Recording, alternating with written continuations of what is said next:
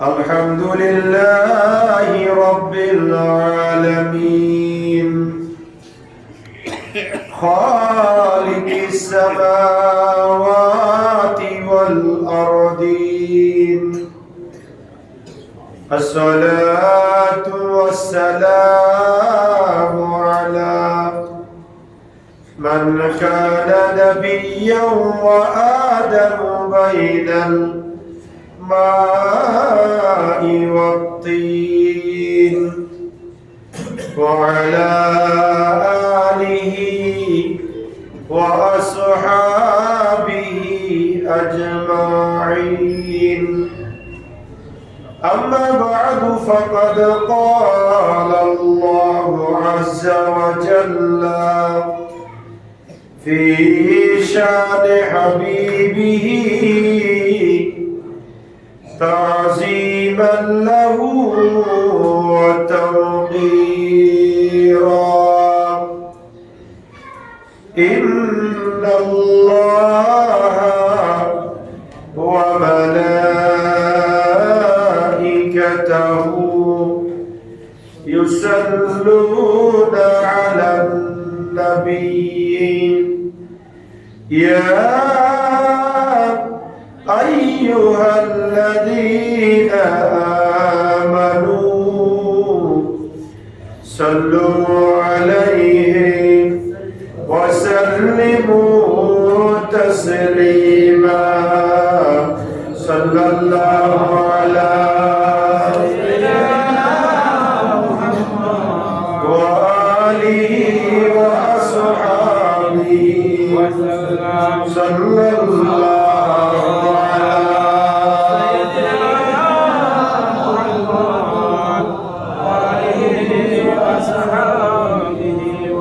صلى الله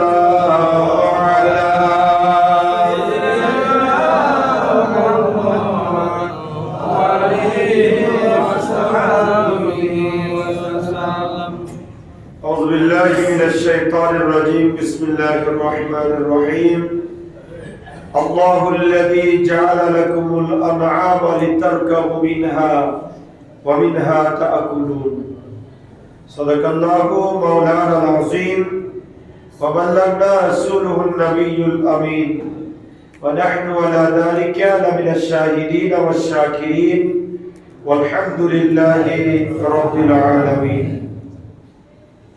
मुअज़्ज़ज़ मोहतरम हज़रात उलमाए किराम मुसल्लियान इज़ाम रहमानी व रहमकुमुल्लाह আমরা আল্লাহ সুবহানাহু ওয়া তাআলার নিঃস্বার্থ দরবারে লক্ষ কোটি শুকর এবং সুজুদ পেশ করছি যে আল্লাহ পাকের অত্যন্ত দয়া এবং মেহেরবানিতে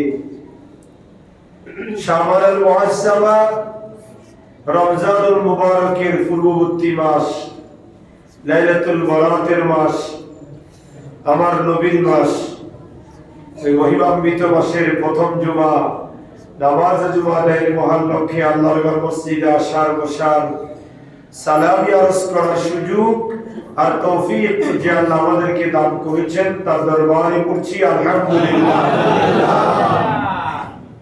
আর লক্ষ দুরূদ সালামের হাদিয়া গ্রহণ করছি সোনার মদিনায় কামলিওয়ালা নবী নুরুন নবী হায়াতুন নবী ইমামুল আম্বিয়া নবী সমস্ত নবীদের নবী মুহাম্মদুর রাসূলুল্লাহ সাল্লাল্লাহু তাআলা আলাইহি ওয়াসাল্লামের নূরি দরবার সোনার মদিনায় উচ্চ আওয়াজে আরেকবার পড়ছি আলহামদুলিল্লাহ। মুহতারাম হাজিরিন, গত কয়েক জুমায় আমরা মেরাজুন নবীর বিভিন্ন দিক নিয়ে আলোচনা করেছিলাম। তার আগে সিদ্দিক আকবরের জীবনী নিয়ে আলোচনা করেছিলাম। তারও আগে কুরআনুল কারীমের 40 নম্বর সূরা মুমিন নিয়ে আমরা আলোচনা করেছিলাম। সূরা মুমিনকে আমি পাঁচটা পর্বে বিভক্ত করেছিলাম। সেই সূরা মুমিনের 4টা পর্ব নিয়ে আমরা পূর্বে আলোচনা করেছি, আর একটা পর্ব বাকি ছিল। আজকে ইনশাআল্লাহ আমরা কুরআনুল কারীমের 40 নম্বর সূরা সূরা মুমিনের শেষ পর্ব নিয়ে আলোচনা করব। বিমাশিয়াতিল্লাহ বিইজনিল্লাহ ওয়া মা তাওফীকি বিগত 4টা পর্বে কি আলোচনা করেছি একটু আপনাদেরকে সংক্ষেপে ধারণা দিব, তাহলে আমরা বুঝতে পারবো কুরআনুল কারীমের 40 নম্বর সূরা সূরা মুমিনের মধ্যে আমরা কি আলোচনা জানতে পেরেছি। প্রথম পর্ব নিয়ে আমরা আলোচনা করেছিলাম আল্লাহ রাব্বুল আলামিনের কুদরত বা ক্ষমতার বর্ণনা এবং আরশ বহনকারী ফেরেশতাদের বর্ণনা দিয়েছিলাম। বলেছিলাম 4 জন ফেরেশতা বর্তমানে আল্লাহর আরশ বহন করে আছে। সুবহানাল্লাহ। কয়জন? 4 জন। আর কিয়ামতের দিন আরশ বহনকারী ফেরেশতা হবে কয়জন? 8 জন। সুবহানাল্লাহ। এবং এই ফেরেশতারা ঈমানদার মুসলমানদের জন্য আল্লাহর মুমিন বান্দা-বান্দীদের জন্য প্রতিনিয়ত দোয়া করছেন এবং ফেরেশতাদের দোয়া মুমিন বান্দার হককে আল্লাহ পাক কবুল করেন। সুবহানাল্লাহ। এটা ছিল প্রথম পর্বের মূল কথা। দ্বিতীয় পর্ব নিয়ে আমরা আলোচনা করেছিলাম সূরা মুমিনের আল্লাহ পাক ঈমানদারদের জন্য আকাশ থেকে রিজিক নাযিল করেন এবং কিয়ামতের দিন আল্লাহ রাব্বুল আলামিন আহকামুল হাকিমিনই হবেন একমাত্র অধিপতি। আল্লাহ জিজ্ঞাসা করবেন লিমানিল মুলকুল ইয়াউম, আজকের দিনে কার রাজত্ব, কার ক্ষমতা? দুনিয়ার সব রাজা বাদশারা চুপ থাকবে, আল্লাহ নিজেই বলবেন লিল্লাহিল ওয়াহিদিল কাহ্হার, একমাত্র আমি আল্লাহই আজকে হাশরের ময়দানের ক্ষমতা। এবং আল্লাহ রাব্বুল আলামিন আহকামুল হাকিমিন কিয়ামতের দিন গোটা পৃথিবীর জমিনকে বাম হাতে আর সমস্ত আসমান সমূহকে ডান হাতে তুলে নেবেন। সুবহানাল্লাহ। এই বিষয় নিয়ে আমরা আলোচনা করেছিলাম দ্বিতীয় পর্বে। তৃতীয় পর্বে আলোচনা হয়েছে সমস্ত নবী রাসূলদের মুজিজা সম্পর্কে এবং এই পার্থিব জীবন, এই পার্থিব জগতে, দুনিয়ার জগতে যারা ভালো কাজ করবে তাদের জন্য আল্লাহ প্রতিদান রেখেছেন, আর যারা শয়তানের কুমন্ত্রণায় পড়ে খারাপ কাজ করবে তাদেরকেও আল্লাহ শাস্তি দিবেন। তার বর্ণনা আমরা তৃতীয় পর্বে শুনেছিলাম। আর কুরআনুল কারীমের 40 নম্বর সূরা সূরা মুমিনের ৪র্থ পর্বে আল্লাহ রাব্বুল আলামিন আহকামুল হাকিমিন মানুষ সৃষ্টি করেছেন। মানব সৃষ্টির সংক্ষিপ্ত ইতিহাস সূরা মুমিনের আলোকে আপনাদের সম্মুখে উপস্থাপন করেছিলাম এবং এটাও আলোচনা করেছিলাম আল্লাহ সুবহানাহু ওয়া তাআলা রাত্রি বানিয়েছেন বিশ্রামের জন্য। ওয়া জাআলনাল লাইলা লিবাসা ওয়া জাআলনান নাহারা মাআশা ওয়া বানাইনা ফাওকাকুম সাবআন শিদাদা। সুবহানাল্লাহ। আল্লাহ বলেছেন ওয়া জাআলনাল লাইলা লিবাসা, রাত্রি বানিয়েছি লেবাস স্বরূপ, শান্তির জন্য, বিশ্রামের জন্য। আর ওয়া জাআলনাল লাইলা ওয়া জাআলনান নাহারা মাআশা, দিন বানিয়েছি ইনকাম করার জন্য, উপার্জন করার জন্য, পরিশ্রম করার জন্য। সুবহানাল্লাহ। এই জন্য রাত জেগে থাকা শরীয়তে নিষেধ। তাদের নির্দিষ্ট একটা অংশ ছাড়া বাকি অংশে জাগ্রত থাকা, বিভিন্ন কার্যক্রম করা শরীয়তে নিষেধ করে দেওয়া হয়েছে। নেহায়াত যদি কোনো গুরুত্বপূর্ণ বিশেষ কাজ থাকে ওইটা এই নিয়ে আপনাদের সম্মুখে আলোচনা করেছিলাম। আজকে ইনশাআল্লাহ পঞ্চম পর্ব কুরআনুল কারীমের 40 নম্বর সূরা সূরা মুমিনের শেষ পর্ব নিয়ে আলোচনা করব। বিমাশিয়াতিল্লাহ বিইজনিল্লাহ ওয়া মা তাওফীকি। আল্লাহ সুবহানাহু ওয়া তাআলা সূরা মুমিনের 79 নম্বর আয়াতে কারীমার মধ্যে আল্লাহ ইরশাদ করেছেন, আল্লাহুল্লাযী জাআলা লাকুমুল আনআমা লিতারকাবু মিনহা ওয়া মিনহা তাআকুলুন। আল্লাহ সুবহানাহু ওয়া তাআলা বলেছেন, আমি সেই মহান সত্তা আল্লাযী, যিনি জাআলা লাকুমুল আনআম, তোমাদের জন্য চতুষ্পদ প্রাণী সৃষ্টি করেছেন। সুবহানাল্লাহ। সাইফাওয়ালা জানোয়ার আল্লাহ মানুষের উপকারের জন্য বানিয়েছেন। সুবহানাল্লাহ। বানান নাই? বানিয়েছেন। আল্লাহ বলে, শুনো বান্দা, এই চতুষ্পদ প্রাণী তোমাদের জন্য কেন বানালাম? লিতারকাবু মিনহা, তোমরা এটার কিছুর উপর বহন করে চলাচল করবে, আর ওয়া মিনহা তাকুলুন, কিছু আছে তোমরা ভক্ষণ করবে, খাবে। সুবহানাল্লাহ। আল্লাহ পাক আগে বলেছেন আমি সে মহান সত্তা যিনি তোমাদের জন্য চতুষ্পদ প্রাণী সৃষ্টি করেছি। এই চতুষ্পদ প্রাণী এখনকার ছেলেরা তো গরুর গাড়ি কি জিনিস বুঝলো না, বুঝবে দেখবে।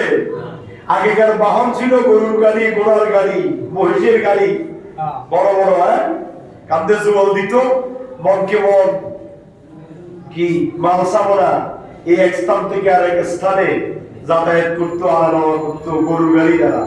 কথা বলেন না ঠিক কি না? লিতারকাবু ফিহা, তোমাদের জন্য এই গরু, এই চতুষ্পদ প্রাণী আমি আল্লাহ বহনের জন্য বানিয়েছি। তারপরে দেখেন আমরা আমাদের বুদ্ধি হওয়ার পর থেকে দেখতেছি, আজ থেকে আরো 2-10 বছর আগের কথা বলতেছি, 10-15 বছর 20 বছর আগের কথা, যে গরু ছাড়াই কোনো হাল চাষের মাধ্যম ছিল না। কথা বলেন না? এক এক ধরনের 4টা 5টা 6টা 10টা গরু পাইতো, তাদের ধান চাষ বেশি, জমির চাষ বেশি, তারা একসাথে 2-3টা হাল চাষের জন্য জমিনে তারা নামিয়ে দিত। এই যে বাহন, তারপরে গাদা, কফা, গাদার পায় কয়টা? গাদার পিঠের উপরে বাহন যত বেশি দেওয়া হয় তত সে দ্রুত চলে। আল্লাহ বলছেন লিতারকাবু ফিহা, অর্থাৎ তোমাদের জন্য আমি আল্লাহ চতুষ্পদ প্রাণী বানিয়েছি। এগুলোর কাজ হচ্ছে তোমরা এটার উপর বহন করবে, এটাকে বাহন বানিয়ে তোমরা মালপত্র আদায় করবে, আর মিনহা তাকুলুন, সেখান থেকে তোমরা ভক্ষণ করবে। সুবহানাল্লাহ। গরু, মহিষ, ছাগল, ভেড়া, বকরি, দুম্বা, আপনি সৌদি আরবের জমিতে গেলে দেখবেন কত প্রকারের ছাগল জাতি আছে, ও দুম্বা জাতি আছে, কত কিসিমের কত আকৃতি। আল্লাহ রাব্বুল আলামিন এগুলা সব মানুষের উপকারের জন্য বানিয়েছেন। তারপর আল্লাহ বলেছেন লাকুম ফিহা মানাফিউ ওয়া লিতাবলুগু আলাইহা হাজাতান ফি সুদুরিকুম ওয়া আলাইহা ওয়া আলাল ফুলকি তুহমালুন।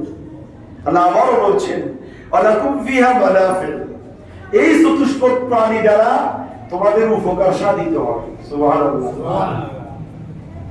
প্রতিনিয়ত শত শত গরু মানুষ ভক্ষণ করছে। কথা বলেন না ঠিক কি না? প্রতিনিয়ত ছাগল ভক্ষণ করছে, ওট বেড়া মানুষ খাচ্ছে, গোটা পৃথিবীর জমিনে চলছে। এর চাইতে বড় উপকার কিছু আছে নাকি? বর্তমানে খানা ব্যবসার জন্য একমাত্র মাধ্যম হচ্ছে গরুর গোশত বা মহিষের গোশত, নাকি অন্য কিছু? মুরগি টুরগি এটা সেটা সেগুলো ফরমিশা। এই জন্য আল্লাহ বলছেন ওয়া মানাফিউ, তোমাদের উপকারের জন্য, তোমাদের বাহনের জন্য, তোমাদের ভক্ষণের জন্য আমি আল্লাহ চতুষ্পদ প্রাণী সৃষ্টি করে দিয়েছি। লিতাবলুগু আলাইহা হাজাতান ফি সুদুরিকুম, এটাকে তোমরা কি বানাবে? তোমাদের প্রয়োজন মিটানোর মাধ্যম বানাবে। সুবহানাল্লাহ। এটা আমাদের প্রয়োজন মিটিয়ে দেয়, ঠিক কি না? তারপরে আল্লাহ বলছেন ওয়া আলাল ফুলকি তুহমালুন, তোমরা নৌকার উপর যেভাবে বহন করে এই দিক সেদিক যাতায়াত করতে পারবে, ওইভাবে এই প্রাণীর উপর বহন করে তোমরা এই দিক সেদিক, ওই যে বলছিলাম কিছুক্ষণ আগে, গরুর গাড়ি দিয়ে মাল আনায়ন করা, আল্লাহ পাক সেটা এখানে দিয়েছেন। সুবহানাল্লাহ। এটা মানুষের উপকার। ওয়ায়ুরিকুম আয়াতিহি ফাইয়া আয়াতিল্লাহি তুনকিরুন, আল্লাহ বলছেন বান্দা আমি আল্লাহ ওয়ায়ুরিকুম আয়াতি, তোমাদেরকে আমি আল্লাহর নিদর্শনাবলী দেখাই। অতএব ফাইয়া আয়াতিল্লাহি তুনকিরুন, তোমরা আমি আল্লাহর কোন নিদর্শনাবলীকে অস্বীকার করবে? সুবহানাল্লাহ। সূরা আর-রহমানের মধ্যে বলেছেন ফাবিআইয়ি আলাই রাব্বিকুমা তুকাদ্দিবুন, বান্দা তুমি আমি আল্লাহর কোন কোন নিয়ামতকে অস্বীকার করবে? আর এই আয়াতের মধ্যে আল্লাহ বলেছেন ওয়ায়ুরিকুম আয়াতিহি, আমি আল্লাহ তোমাদেরকে আমার নিদর্শনাবলী দেখাই। আমার যতগুলো নিদর্শনাবলী পৃথিবীর জমিনে আছে সব নিদর্শনাবলী তোমাদেরকে আমি আল্লাহ অবলোকন করাই। ফাইয়া আয়াতিল্লাহি ইউনকিরুন, তোমরা আমি আল্লাহর কোন নিদর্শনকে অস্বীকার করবে? সুবহানাল্লাহ। আল্লাহ নিদর্শনাবলী কি অস্বীকার করার কোনো সুযোগ আছে নাকি? তারপরে আল্লাহ বলেছেন, আফালাম ইয়াসিরু ফিল আরদি ফায়ানজুরু কাইফা কানা আকিবাতুল লাযিনা মিন ক্বাবলিহিম কানু আকসারা মিনহুম ওয়া আশাদ্দা কুওয়াতান ওয়া আসারান ফিল আরদ ফামা আগনা আনহুম মা কানু ইয়াকসিবুন। আল্লাহ রাব্বুল আলামিন হাকামুল হাকিমিন বলছেন, আফালাম ইয়াসিরু ফিল আরদ, তারা কি পৃথিবীর জমিনে ভ্রমণ করে না? ফায়ানজুরু কাইফা কানা আকিবাতুল লাযিনা মিন ক্বাবলিহিম, তারা করলে দেখতে পেত তাদের পূর্ববর্তীদের কি পরিণতি হয়েছে। এই আয়াত দ্বারা এর থেকে শেষ পর্যন্ত এই 4টি আয়াত দ্বারা আল্লাহ সুবহানাহু ওয়া তাআলা কাফের মুশরিকদেরকে সতর্ক করেছেন। কাফের মুশরিকেরা যে আল্লাহর বিধানাবলীকে অস্বীকার করে, আল্লাহর সৃষ্টি জগৎকে অস্বীকার করে, আল্লাহর রুবুবিয়ত, আল্লাহর ক্ষমতার সাথে অন্য কাউকে শিরিক করে, সেটা খণ্ডন করে আল্লাহ বলছেন। এবং কাফের মুশরিকদেরকে আল্লাহ হুঁশিয়ারি দিয়েছেন, খবরদার, পৃথিবীর জমিনে আমি আল্লাহকে অস্বীকার করে তোমরা পরকালে নিজেদের জন্য জাহান্নাম তৈরি করছো। নাউযুবিল্লাহ। আল্লাহ বলছেন, আফালাম ইয়াসিরু ফিল আরদ, তারা কি পৃথিবীতে ভ্রমণ করে না? ফায়ানজুরু কাইফা কানা আকিবাতুল লাযিনা মিন ক্বাবলিহি, আর তারা যদি পৃথিবীতে ভ্রমণ করে তাহলে তারা দেখতে পাবে তাদের পূর্ববর্তীদের কি পরিণতি হয়েছে। ফিরআউন, নমরুদ, সাদ্দাত, হামান, কওমে আদ, কওমে লূত, কওমে সামুদ, এই সমস্ত সম্প্রদায়ের লোকদেরকে আল্লাহ ধ্বংস করেছেন, শাস্তি দিয়েছেন, গজব দিয়েছেন। আল্লাহ বলেন, তারা যদি একটা অবলোকন করত তাহলে তারা কখনো আমি আল্লাহর বিধানাবলীকে অস্বীকার করত না এবং আমি আল্লাহর সাথে কাউকে শরীক করত না। সুবহানাল্লাহ।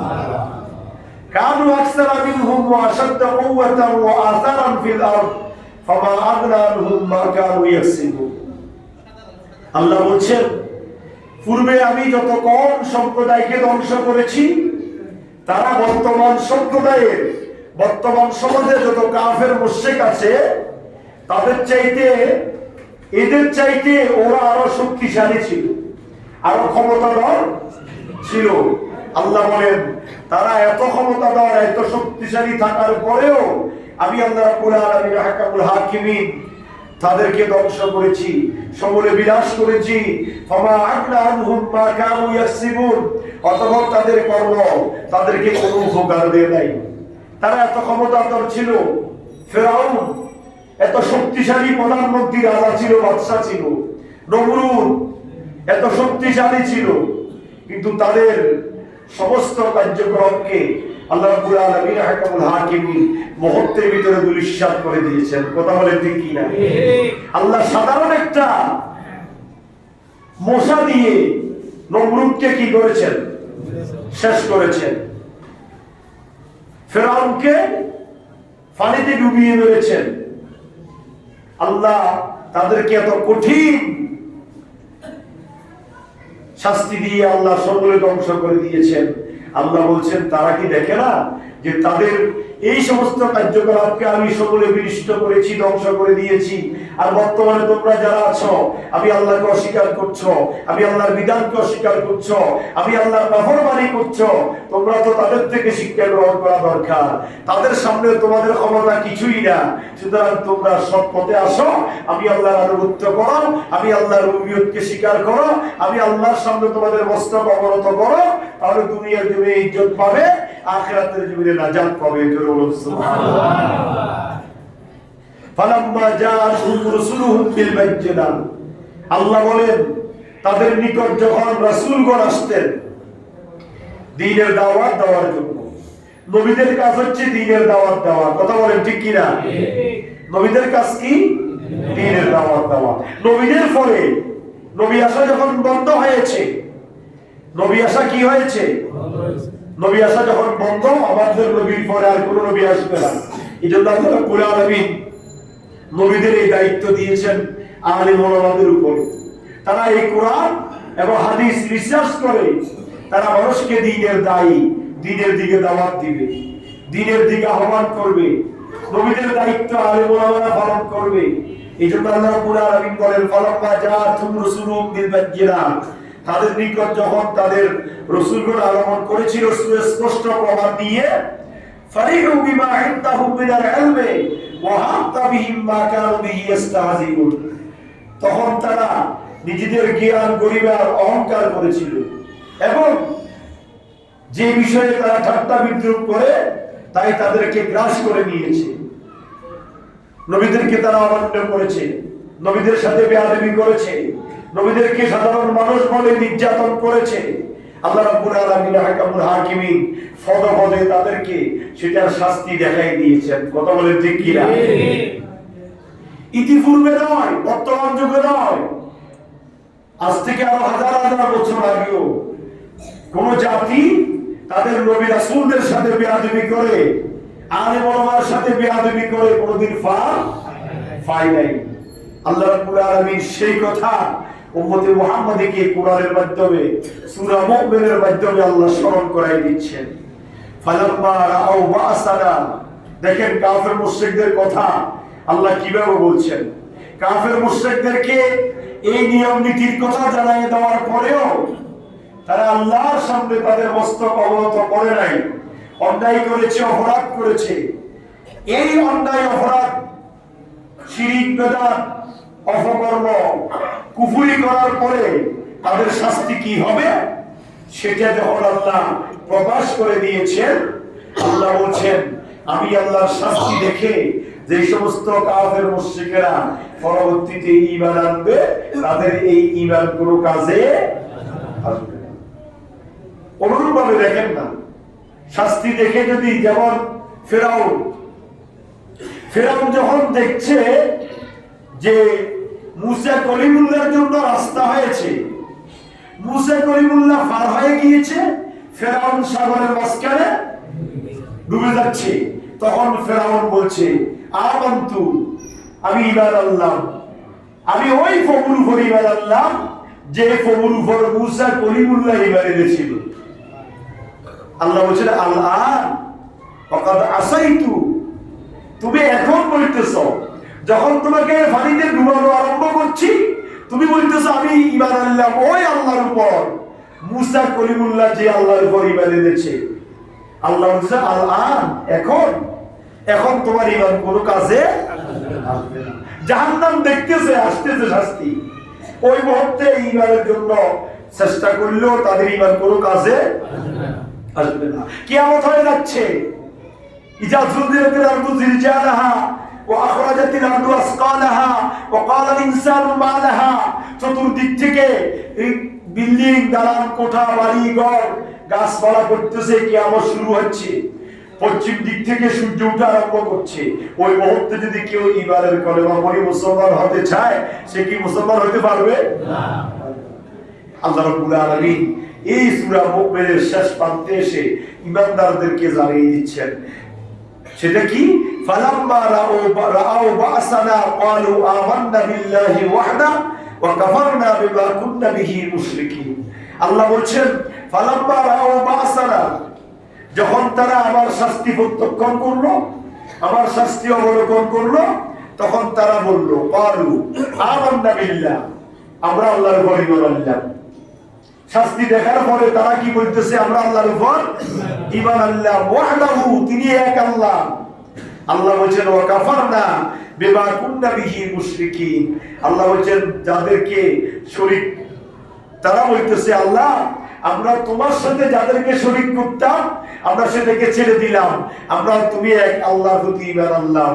আল্লাহ বলেন তোমাদের এই ঈমান আমি আল্লাহর কাছে কি হবে না? গ্রহণযোগ্য হবে না। ফালাম ইয়াকু ইয়ানফাউহুম ঈমানুহুম, আল্লাহ বলেন তাদের ঈমান আনা তাদের কোনো উপকারে আসলো না। লাম্মা রাআউ বাসানা, যখন তারা আমি আল্লাহর শাস্তিকে অবলোকন করলো, তখন তারা বলল আমরা এখন আল্লাহর উপর কি আনলাম? ঈমান আনলাম। শাস্তি অবলোকন করার পরে কোন কাফের মুশরিক যদি বলে যে আল্লাহ আমরা তো আগে ভুল ভাবতেছিলাম, আমরা এখন আপনার প্রতি ঈমান আনলাম, আপনি এক, আপনার কোনো শরীক নাই, আল্লাহ বলেন তোমার এই কথা কোনো কাজে আসবে না। সুন্নাতুল্লাহিল্লাতী ক্বাদ খালাত ফি ইবাদি, আল্লাহ বলেন এই নিয়ম আমি আল্লাহ আমার বান্দাদের প্রতি প্রচলিত রেখেছি। ওয়া খাসিরা হুনালিকাল কাফিরুন, সেই ক্ষেত্রে কাফেররা ক্ষতিগ্রস্ত হবে। জোরে বলুন নাউযুবিল্লাহ। এই সূরা মুমিনের সর্বশেষ আয়াতে কারিমার দ্বারা আল্লাহ রাব্বুল আলামিন হাকামুল হাকিমিন বুঝাচ্ছেন। আমরা বলেছিলাম যে সূরা মুমিনের মধ্যে 85টি আয়াত ছিল। কয়টা আয়াত? 85টি আয়াত। আগে আমরা 4 পর্বে প্রায় 75টি আয়াত নিয়ে আলোচনা করেছিলাম। আজকে বাকি আয়াতগুলো নিয়ে আমরা যেটা আলোচনা শুনতে পেলাম সেটা হচ্ছে এখানে আল্লাহ রাব্বুল আলামিনের নিয়ামত রাজির কথা আল্লাহ বর্ণনা করেছেন এবং আল্লাহর ওয়াহদানিয়ত একত্ববাদের উপর অটল থাকা, আল্লাহর সাথে কোনো শরীক হয় এমন কোনো আচরণ, এমন কোনো কাজ আমরা ইমানদার মুসলমান যদি করে থাকি আমরাও ক্ষতিগ্রস্ত হব। আল্লাহ এটাই আমাদেরকে বুঝাতে চাচ্ছেন। সুবহানাল্লাহ। আমরা কিন্তু যারা আমরা ইমানদার মুসলমান আছি মাঝে মধ্যে আমরা এমন এমন কথা বলে থাকি যে কথার দ্বারা আল্লাহর সাথে শরীক হয়ে যায়, আল্লাহর রুবুবিয়তের অস্বীকার হয়ে যায়, কুফরি হয়ে যায়। এই জন্য আমাদেরকে সব কথাবার্তা বলার ক্ষেত্রে চিন্তা ভাবনা করে কথা বলতে হবে। তারপর আল্লাহ বলছেন ওয়া খাসিরা হুনালিকাল কাফিরুন সুন্নাতুল্লাহিল্লাতী ক্বাদ খালাত ফি ইবাদি, আমি আল্লাহ পাক এই নিয়ম আমার বান্দাদের প্রতি প্রচলন রেখেছি, আমার বান্দারা অন্যায় করবে না, অপরাধ করবে না। যদি কোনো ঈমানদার মুসলমান যদি আমি আল্লাহর সাথে শরীক করে এবং কোন ক্ষেত্রে কুফরি করে সে সাথে সাথে তওবা করে যদি সাথে সাথে ঈমানের কলমা পড়ে আবার ঈমানকে না ধরায়, সংশোধন না হয়, তাহলে সে ক্ষতিগ্রস্ত হবে।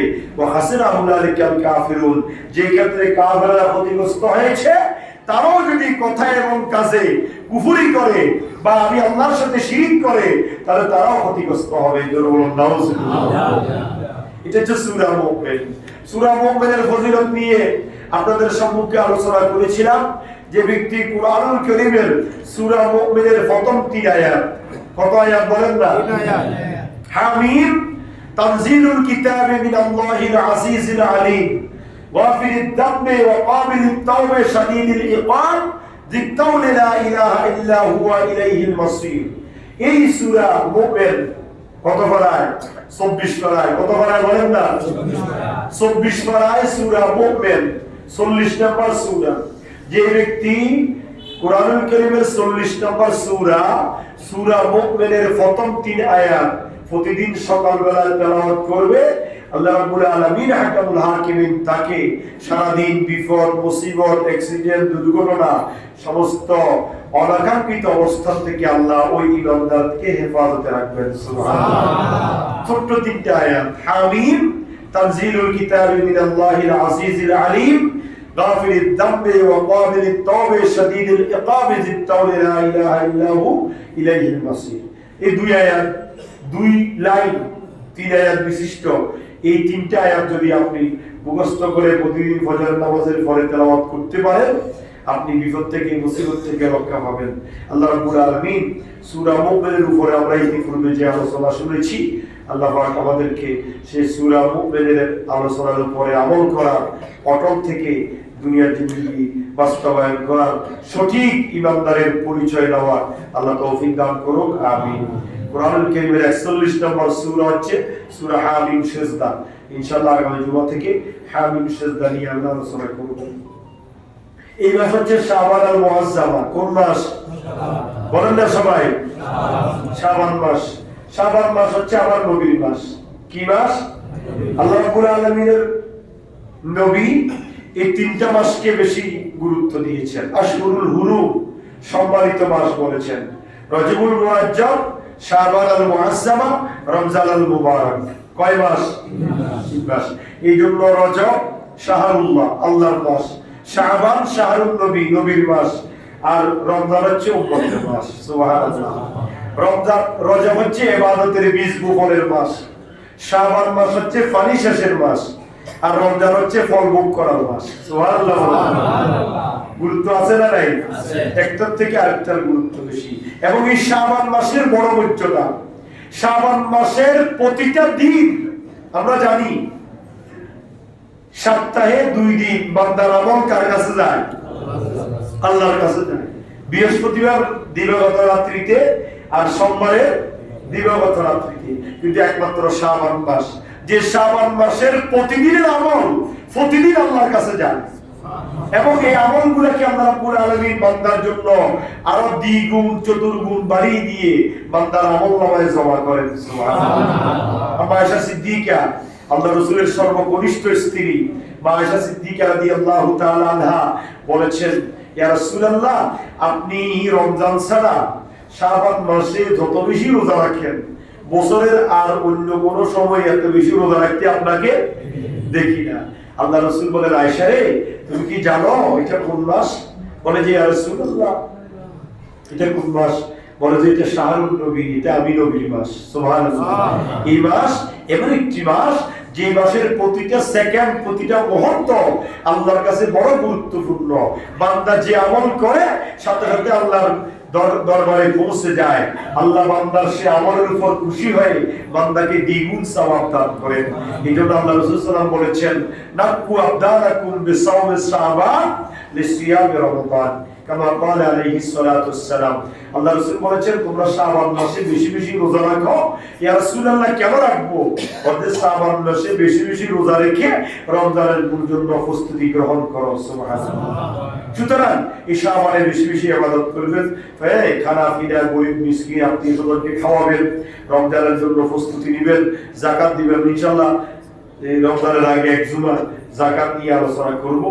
যাকাত সম্পদ থেকে হিসাব করে যাকাত দিবেন, এতিম মিসকিনদেরকে স্বাবলম্বী করে তুলবেন, তাদেরকে দড়ি করে উঠাবেন। আপনার যাকাতের অংশ যদি গরিবদেরকে দেন, তারা পয়সাওয়ালা হবে, তারা তাদের এই পয়সা খরচ করে রমজানের জন্য আর্থিকভাবে প্রস্তুতি গ্রহণ করবে। তাহলে কি হবে? আপনি এবং গরিব দুজন, ধনী এবং গরিব সবাই সমানভাবে কাঁধে কাঁধ মিলিয়ে রমজানে ইবাদত বন্দেগী করবে, নামাজ পড়বে, কোরআন তেলাওয়াত করবে, ঈদুল ফিতর উদযাপন করবে, আনন্দ খুশি প্রকাশ করবে। এইভাবে আল্লাহ রাব্বুল আলামিন চান ধনীদের টাকা গরিবদের পকেটে যাক, ধনীদের টাকা গরিবেরা উপকৃত হোক। এই জন্য আল্লাহ যাকাত ফরজ করেছেন। নামাজ যেরকম ফরজ, যাকাতও এরকম ফরজ।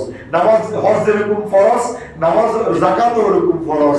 রমজানের রোজা যেমন ফরজ, যাকাতও ফরজ। আমরা মনে করি শুধু নামাজ পড়লাম আর রোজা রাখলাম ফরজ, আর হজ করলাম, টাকা আছে, একবার দুইবার চারবার পাঁচবার জীবনে গেলাম, বাস শেষ।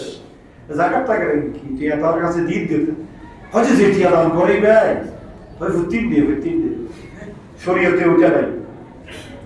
একটিয়া দুটিয়া করে প্রতিদিন দেওয়া, এটা হলো সদকা। এটা কি সদকা? সদকা দিবেন, বলা মুসিবত দূর হবে। সদকা দিলে যাকাতের কাজ করবে না, মনে রাখবেন। যাকাত ফরজ, সদকা দেওয়া কি নয়? ফরজ নয়। তো আজকে আপনাদের সামনে আমি যে কথাটা উপস্থাপন করার জন্য এতগুলো কথা বললাম, সেটা হচ্ছে, আপনারা জানেন আজ থেকে নভেম্বরের শেষ প্রান্তে আমি আপনাদের সামনে একটা ঘোষণা দিয়েছিলাম যে একটা জেনারেটর আছে না নাই মসজিদে আছে, এই জেনারেটর যখন চালায় তখন আমরা এখানে নামাজ পড়তে কষ্ট হয়, আওয়াজে, ঠিক না? ওইটারও কি দোষ দিবেন? তখন মসজিদ কমিটি যারা ছিল তারা যখন লাগিয়েছে বিভিন্ন সহযোগিতার কারণে, তখন ওইটা দামি ছিল, ওইটার সময় ওইটা ভালো ছিল, ওইটার বয়স হয়েছে, এই কারণে ওইটার এখন আওয়াজ, বিয়ারিং সমস্যা, বিভিন্ন সমস্যা। এটা তো ওইটা তো আমরা আজীবন ব্যবহার করতে পারবো না। এই জন্য আপনাদেরকে একটু ঘোষণা দিয়েছিলাম, আপনাদের মতামতের হাত যদি প্রসারিত করেন, তাহলে আমরা একটা ভালো বর্তমানে নিউ মডেলের একটা জেনারেটর আমরা নিতে পারবো, যে জেনারেটর ওখানে চলবে, আমরা টের পাবো না, কারেন্ট আছে না নাই আমরা বুঝতে পারবো না, জেনারেটর চলবে, আওয়াজ হবে না। আপনারা চান না এই ধরনের একটা জেনারেটর মসজিদে আসুন? চান কি চান না? তো ইনশাআল্লাহ আপনাদেরকে আমি শুভ সংবাদ দিচ্ছি, আমাদের মসজিদ পরিচালনা পরিষদ এই একটা জেনারেটরের ব্যবস্থা করেছেন। ওটা আগামী মঙ্গলবারের মধ্যে এখানে সেটিং হয়ে যাবে। প্রায় 3.5 লাখ টাকার উপরে এটা খরচ হচ্ছে। কত লাখ? 3 লাখ। আপনাদের এই বদান্যতার, আমি এই মসজিদে আসার পর থেকে প্রায় 11 বছর শেষ হলো, 12 বছর রানিং, আমি দেখতেছি আপনাদের যথেষ্ট বদান্যতা, এলাকাবাসী এবং আপনারা যারা এই এলাকাতে বসবাস করেন, বাইরের লোক, সবাই বদান্যতার কারণে এই মসজিদ দিন দিন রৌনক হচ্ছে। কথা বলেন ঠিক কিনা? আমি যখন আসছি এসি ছিল না, দেখলাম এসি হয়ে গেল। এসি প্রথম অবস্থা এক ধরনের হয়েছে, তারপর আর একটু ভালো মানের এসি আসছে। আপনাদের বদান্যতা, আল্লাহর বান্দারা দিচ্ছি। টাইলস এত উন্নত মানের ছিল না, টাইলস হলো আপনাদের বদান্যতা। এই ধরনের কারণে হচ্ছে, মিম্বারের পরিবর্তন হচ্ছে, ইমাম সাহেবের একসঙ্গে পরিবর্তন হবে, আমি থাকবো না, আরো ভালো ইমাম আসবে, এগুলো দিন দিন রানিং হবে। তবে এইটা আপনাদের বদান্যতা, আপনাদের দেওয়ার কারণে এই মসজিদ 2 তলা 3 তলা, এখন আমাদের 3 তলায় প্রায় 5-6 লক্ষ টাকার কাজ হয়েছে। এইটি পূর্বে এই 3 তলা ছিল ওপেন, ছাদ ছিল ঠিক, জানালা ছিল না, গ্রিল ছিল না, গ্লাস ছিল না, পশু পাখি সেখানে ঢুকতো, ফাঁকিগুলা জুমার দিন পরিষ্কার করলেও নামাজ পড়া কষ্ট হয়ে যেত। এই জন্য ওখানে রানিং করে ওটা কমপ্লিট করা হয়েছে। প্রায় 5-6 লক্ষ টাকার একটা অ্যামাউন্ট সেখানে খরচ হচ্ছে। আবার এদিকে আসলো জেনারেটর, সবসময় পাওয়া যায় না, হঠাৎ একটা ভালো জেনারেটর পেয়েছেন, আধুনিক নতুন, এই জন্য এই জেনারেটরটা মসজিদ কর্তৃপক্ষ নিয়ে ফেলেছেন। তো এখানে অনেকগুলো টাকার প্রয়োজন। তো আপনারা এই দান করবেন, মনে রাখবেন দানে বাড়ে, দানে কি হয় না, কমে না। কমে নাকি? কেউ বলতে পারবেন কমে? আল্লাহ পাক নিজেও বলছেন। এটা কেমন বাড়া মানে? আল্লাহ বলছেন ফি কুল্লি সুনবুলাতিন নিয়াতু হাব্বা আল্লাহু ইউদাইফু লিমান ইয়াশা। একটা দানের দান ফলানো হয়, সেটাতে জ্বালা উঠে, জ্বালা, এটাকে গ্রামের ভাষায় কি বলে? জ্বালা। দান কয়টা? একটা দান দিয়ে একটা জ্বালা উঠে। ওই জ্বালাটা যদি ওখান থেকে নিয়ে জমিনে রোপণ করা হয়, ওটা ধীরে ধীরে ধীরে ধীরে এত বড় গোছা হয়। একটাতে 10টা, কয়টা? 10টা গাছ হয়। এটা একটা গাছ ছিল, সেটা ধীরে ধীরে 10টা গাছ হয়, এত বিশাল গোছা হয়। এবং একটা দান থেকে, একটা দানের গোছা থেকে এবার কয়েকশো দান সেখানে ফয়দা হয়। কথা বলেন ঠিক কিনা? ছিল একটা, এত গোছা থেকে যখন দান ধরে, ওই গোছার ভিতরে এতগুলো দান জমবে। আল্লাহ বলছেন বান্দা তোমাদেরকে আমি দানের মেসাল দিচ্ছি। আল্লাহ দিচ্ছে, এটা আমার কথা নয়। এটা কেউ মনে করি না হুজুরে বিভিন্ন কৌশল অবলম্বন করে ওয়াজ করি আমাদের থেকে টাকা নেওয়ার চিন্তা করতেছে, ওইটা নয়। এটা আল্লাহর মেসাল, আল্লাহ জানাই দিচ্ছেন। একটা দাম থেকে তোমরা শাসেরা এতগুলো দাম অর্জন করো, এটা কে দেয়? কথা বলেন না।